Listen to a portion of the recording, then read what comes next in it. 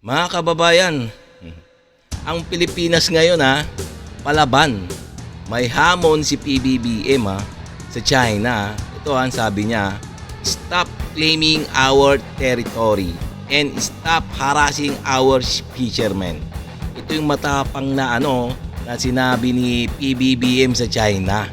So itong ating bibigyan ng reaction video mga kababayan.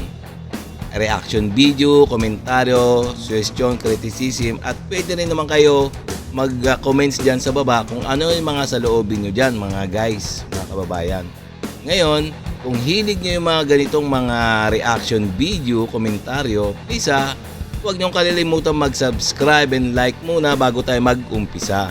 Okay? And also, please pakisubscribe na rin kay Good News Philippines. So, itong video na to sa kanya to, no? So, bibigyan lang natin ng reaction video to kasi nga ito yung maiinit na balita ngayon sa West Philippine Sea. Okay? So, umpisa na natin mga kababayan. Mga idol at kabayan, Pangulong Marcos may matapang na hamon sa China matapos ang paulit-ulit na pahayag na dapat nang alisin ng Pilipinas ang Typhoon missile sa bansa. Matapos tanungin ng media si Pangulong Marcos Jr. sa pahayag ng tagapagsalita ng Chinese Foreign Ministry na si Mao Ning na dapat na daw iwasto ng gobyerno ng Pilipinas ang maling pinaggagawa ito sa lalong madaling panahon sa pamamagitan ng pag-alis ng US missile launchers sa Pilipinas. Ayon kay Pangulong Bongbong Marcos Jr., hindi nito naiintindihan ang mga komento ng China tungkol sa US Typhoon missile system dahil hindi naman nagbibigay ng komento ang Marcos administration sa mga missile system ng China na ilang libo itong mas malakas kung ano man ang meron sa Pilipinas. Oo nga naman, bakit nga ba panay ang tuligsa ng China dito sa Typhoon missile na meron tayo sa ngayon? Bakit ano bang kinatatakutan nila sa missile system na ito na nandyan ngayon sa Luzon? Bakit? Wala ba sila nga mas maraming missile, di ba mga kababayan? Sila napakaraming mga nuclear arsenal. Mas malalakas pa talaga. Tingnan niyo naman sa picture na yan, ang lalaking mga missile niya, no. Tapos yung sa Pilipinas nag-iisang Typhoon missile panay ang ngawa nila. Ano ba yan? Nakakatawang nakakabwisit tong China, no? Tingnan naman ang China ang isa sa pinaka maraming armas pandigma sa mundo. Ngayon, bakit panay ang ngawa nito?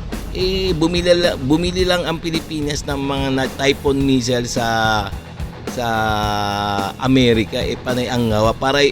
Parang nanginginig na ang kanilang mga tuhod. Bakit kaya?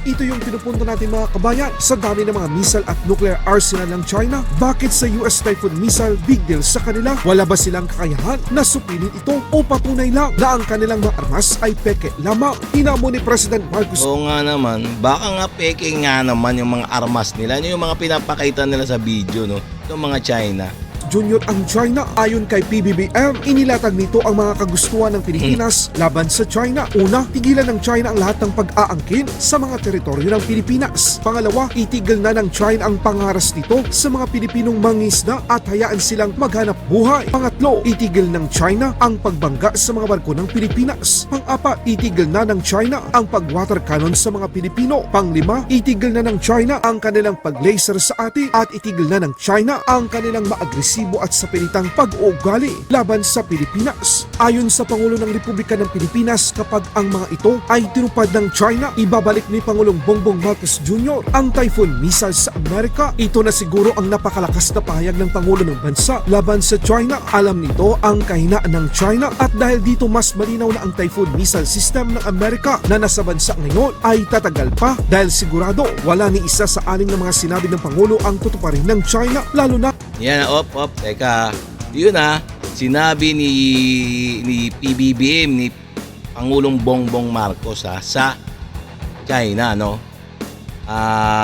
Aalisin ng gobyerno ng Pilipinas ang Typhoon missile kung ayun nga, yung sinabi nga ni BBM na stop our claiming our territory, stop harassing our fishermen at marami pang iba.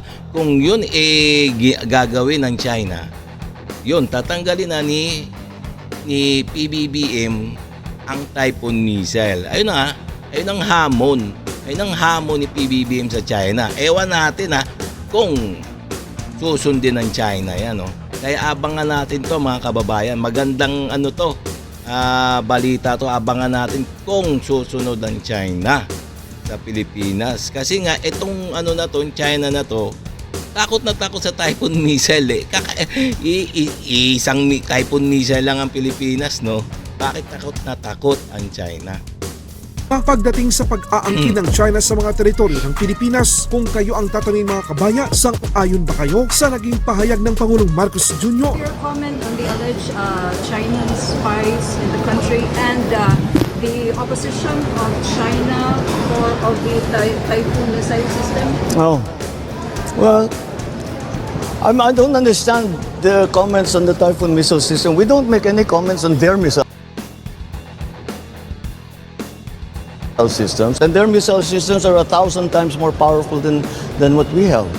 So I don't understand.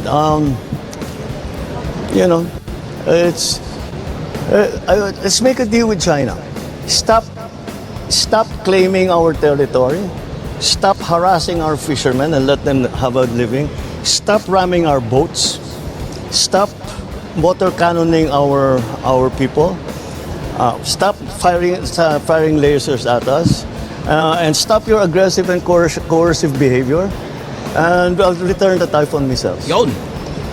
Ayun ang sinabi ni Pangulong Bongbong Marcos Stop lahat Kung hindi, kung na-stop nga ng mga China yan, siyempre, isosolid niya ang Typhoon missile sa Amerika.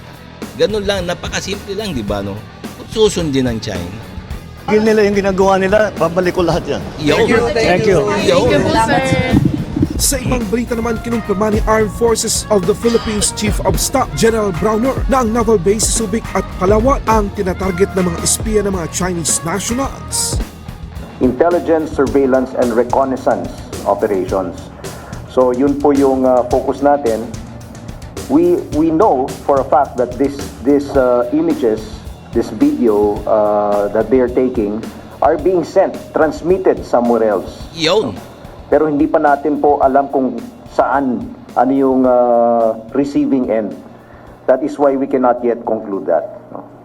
Follow-up lang po, sir. So, is this case related or is this group related to the first case po?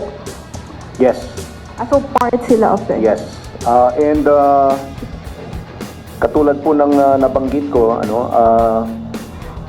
this is perhaps just the tip of the iceberg. Marami pa ho tayong pwedeng mahuli na mga ganitong activities. Yes, tama. And we are in the process of also building up the intelligence against these other activities. Yes, sir. So, last question, sir. So, hindi pa po na-establish kung ano talagang information, sir, ang nakakarating doon, at kung saan dinadala? Or meron na bang somehow idea because of the first, yung sinasabi nga na road surveyor na nagta-transfer na kumukuha na information sa Camp Crame, Camp Aguinaldo, di ba, nabanggit po before. Ito po ba may na-establish na information na nakuha, sir? Yes, definitely. Yung nakita natin dito sa video kanina, and the pictures, actual na, yun yung mga pictures po nung ating naval detachment dun sa Ulugan Bay. So kaya po, pati rin po yung mga pictures ng Coast Guard, both dito sa Manila Bay and dun sa Ulugan Bay sa Palawan, ay ito po yung mga kinukunan nila ng mga pictures. Even the configuration of yung ating naval base, kitang-kita po dun sa drone nila. So of course, this information are very dangerous. We consider them very dangerous to national security. Yes, tama. Dahil of course, pagka napunta po ito sa ibang kamay, yung mga information na ito, this could be very dangerous for our personnel in the base and also those on board our ships. Yes, tama. Thank you, sir. Sir, on the second question, the information are actually being sent real time, no, real time, hindi po delayed. And of course, kung real time po 'yon, alam nila kung saan yung mga barko natin, alam nila kung anong oras umalis. Kaya nga po pala, no, we were wondering at first a few years back kung bakit tuwing nagre-resupply mission tayo, pag alis pa lang nung barko natin, alam na nila, no? So, we found out that from the very start, ay namomonitor na pala nila. Yun. So, we did not just find this one CCTV. Marami pa hong nakalagay, no? Yun tingnan nyo naman Ganon ang China, no? Naka-monitor talaga. Talagang high-tech talaga. Talagang may pinakalat na ang China ng mga spy dito sa Pilipinas para manmanan yung mga barko ng ating Philippine Navy at ang Philippine Coast Guard natin. Kaya nalalaman nila yung bawat galaw ng ating mga Coast Guard. Meron kaming nakita at least 4 pa na mga CCTV na nakakalat po dun sa Ulugan Bay. No? So, of course, we were alarmed by this. Kaya't as early as 2023, 2024 ay talagang nagmamanman na po tayo dyan. Yun. For General Browner, in relation to that, meron na po ba kayong na-pinpoint na specific GORE missions na possibly na-compromise dahil po sa monitoring na to? So in line with that, we believe that as early as 2023, they were already monitoring all the activities of the Navy and the Coast Guard in Ulugan Bay. Kasama na dito yung ating RORE operations. So bali po lahat po ng RORE missions beginning Possible. 23, possible? Yes, possible. And follow up lang po, since they were also monitoring Manila Bay Coast Guard activities, ano naman po yung possible implication nun? Ano po bang mga activities yung sensitive po sa Manila Bay? Well, of course, nakikita nila yung mga barko ng Coast Guard, kung kailan umaalis, kailan bumabalik. So they can monitor the number of Coast Guard ships that are in the West Philippine Sea at any one time. Napapattern nila, no? Nakikita nila yung pagpasok sa Manila Bay, kung ilang araw nandyan. Let's say, kailangan mag-resupply, no? Nakikita nila halos lahat ng mga details na ito. And all of these details can be used for their planning purposes, for whatever operations that they want to do in the future. Yun. Sir, bali po yung monitoring in Manila Bay, it helps in learning the routes po ng mga ships, tama po? Yeah, routes, schedules, Okay. Thank you. equipment. Okay mga guys, nakita naman natin na talagang planado at alam ng China yung mga galaw, bawat galaw ng ating Philippine Navy at Philippine Coast Guard dahil may mga spy talaga sila. Buti na lang nahuli na, no? Sana nga at nahuli na. Sana nga at isa pa dapat wala na talaga, no? Baka mayroon pa na naman spy na naman, no? So talaga napakadelikado. Sana mahuli lahat sila. Kasi alam nila yung bawat galaw ng ating Navy at saka Coast Guard So talagang walang hiya talaga itong mga China, no? Okay, no, mga guys, no, mga kababayan. Ngayon, kung nagustuhan nyo yung mga ganitong mga reaction video, huwag nyong kalilimutan mag-like and subscribe sa ating YouTube channel para ma-update kayo sa lahat ng video na aking i-upload pa sa next, sa araw-araw na ating paghahatid ng balitang reaction video. Okay? So hanggang dito na lang tayo. Maraming salamat sa inyo mga kababayan.